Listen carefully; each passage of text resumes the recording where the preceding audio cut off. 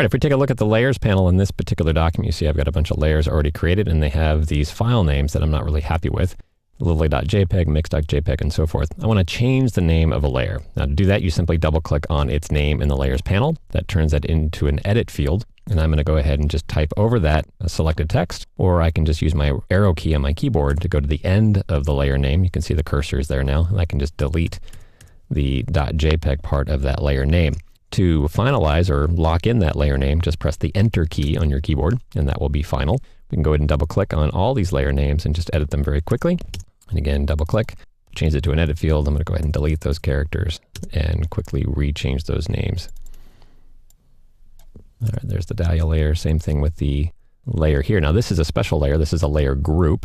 So that's the name of the group of layers. If I turn down the disclosure triangle, or technically known as the twisty, if I turn down the twisty, you'll see there's a bunch of layers there as well.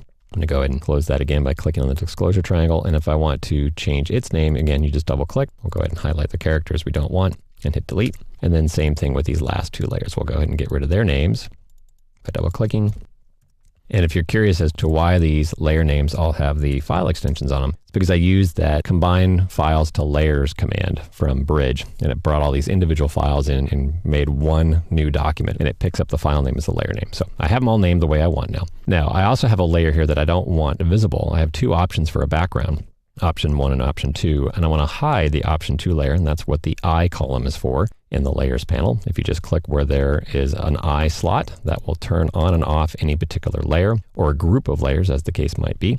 Now you can't see the group of layers because it's behind some of these other layers, and we'll cover that in a little bit. If I want to create a new layer, you just need to decide where you want the new layer created. It's always going to be added by default above the layer that you have selected in your layers panel. So if I want a new layer at the very top, I'm going to click on the lily layer to select it. And then if I click on the new layer icon at the bottom of the layers panel, I get new layer 1. Now, layer names are actually very important, especially if you're handing off files to other people who are going to work on your particular project there and take it to the next level, or do something with it. Names like layer 1, layer 2, layer 3, copy of layer 1, copy 2 of layer 3, those layer names aren't very helpful. I'm going to undo this, Command Z, Control Z, to undo the creation of that new layer. And as a bonus tip here, if you Option or Alt click, so you're using that Make Better key, it just makes Photoshop better. Hold down Option or Alt as you click on things and see what happens. If I Option or Alt click on the new layer icon in the layers panel, this gives me a chance to name the layer as I create it. So you typically want to give your layers contextual names. I don't actually know what I'm going to be doing with this layer here, so I'll just call it random, but you get the idea.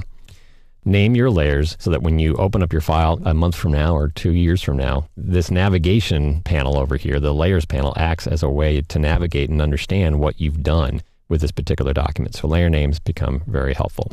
Again, by default, if you just click on a new layer icon at the bottom of the layers panel, you just get blank layer 1, layer 2, layer 3, and so forth. Option or Alt click on the new layer icon and give your layers names as you create them. Now, when it comes to deleting layers, you can simply select the name of the layer in the layers panel and hit your delete key. I'll go ahead and hit the delete key for layer 2 or your backspace key. And if you want to delete more than one layer, you can do that as well. I'm just going to hold down the shift key to select more than one layer. If I want to select a layer that's not continuous here, like if I want to select mixed as well, if I hold down the shift key, what that's going to do is going to select everything between the last selected layer and the layer I clicked on with the shift key down. So I don't want to do that. I want to Command or Control click to do what's called discontinuous selection. So here I can select any layers that I want, regardless if they're touching or not, or next to each other in the list here. And if it's already selected, Command or Control click will deselect them. All right, so I have my 2 layers that I want to get rid of. I can delete multiple layers. It just deletes what's selected in the layers panel. Again, I'll hit the delete or backspace key, and I've deleted those layers from the list. So pretty basic stuff, but stuff you got to kind of understand and know right up front to start working with layers successfully.